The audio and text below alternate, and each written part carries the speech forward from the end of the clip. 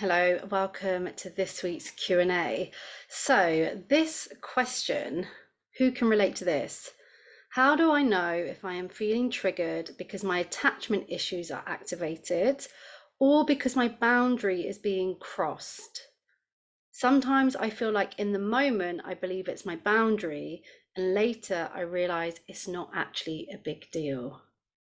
So I can't tell you how many people, especially those that are in a relationship that I work with, that talk about this. They can't quite figure out, is this my boundary? Is this a need? Or is this my anxious attachment, usually, not always, activated? Perhaps another way is when we're saying, is this my avoidance, or do I actually want space around this? Is it actually that I value this particular element of the relationship, or am I being avoidant? So we see it show up in many different ways. In terms of this context where you're activated, you're triggered, what can happen in that moment is, if it is your boundary, say a boundary is truly being crossed and that is why you're feeling this, because don't forget, that is how our boundaries communicate with us. That is how we know, through the way that it feels, not necessarily through the lists that we try to write. So in that moment, still, even if it's your boundary being crossed, communicating it when we're activated and when we're triggered still isn't the best idea. If it is that it's your anxious attachment that's activated, what can happen in that moment is we can hear like an internal dialogue. We can be having conversations with ourselves. We can hear that kind of inner critic, that inner voice that's saying, this is my boundary. They should be doing this. It should be like that. It sounds very believable, and that voice often sounds like it has your best interests at heart. But what happens is, if you do act on those feelings, because usually the thoughts, the feelings come with an impulse, when you act on that, which I've certainly been guilty of, often later on, when you do come back home to yourself, or you've had space to think, you're feeling grounded again, time has passed, you've heard the other person's side, you can realize that perhaps the way that you showed up in that moment was not the best.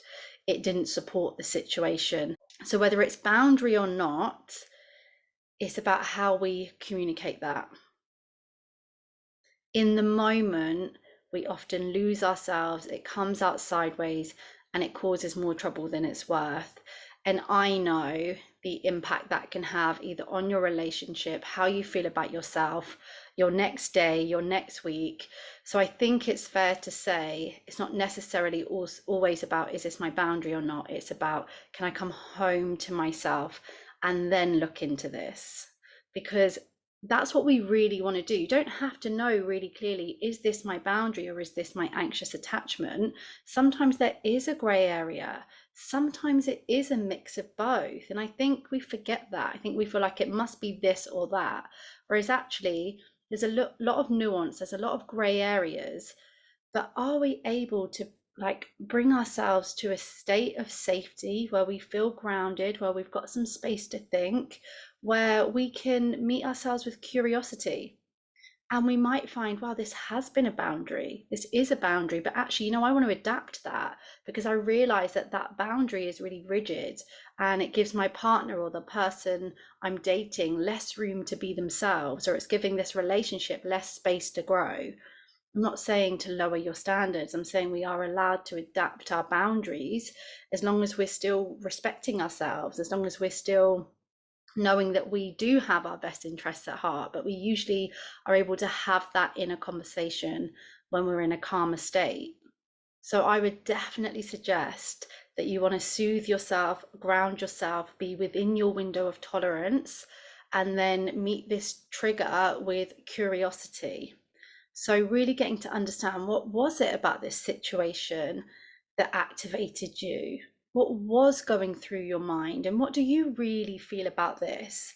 And thinking about the kind of relationship that you want to be in, and thinking about what you value in your life, and recognizing where you're comparing yourself to other people's standards, you're taking on past beliefs, and you're getting mixed up with the past. When you can begin to really look at that, you're going to have a clearer understanding of whether this is your boundary or whether this is your attachment, because you really get to look at your relationships and cultivate the kind of relationship that you want. It doesn't have to be by everyone else's standards. As long as you are looking after your well-being, your happiness, what feels good, that's going to lead you in the right direction.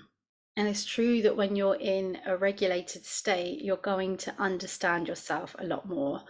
If you are someone who is like, well, I actually don't know if this is my boundary, if this is too rigid, I just have no idea what I value, what my needs are, how to communicate that, then perhaps we're looking at something deeper here. Perhaps we are looking first at building a more secure relationship with yourself, because here you are trying to figure out the relationship with someone else, and perhaps it sounds like you don't know yourself enough. So to be able to communicate your boundaries and to ask this person for what you need or say what it is that you're feeling, that's going to be really difficult if you have no idea.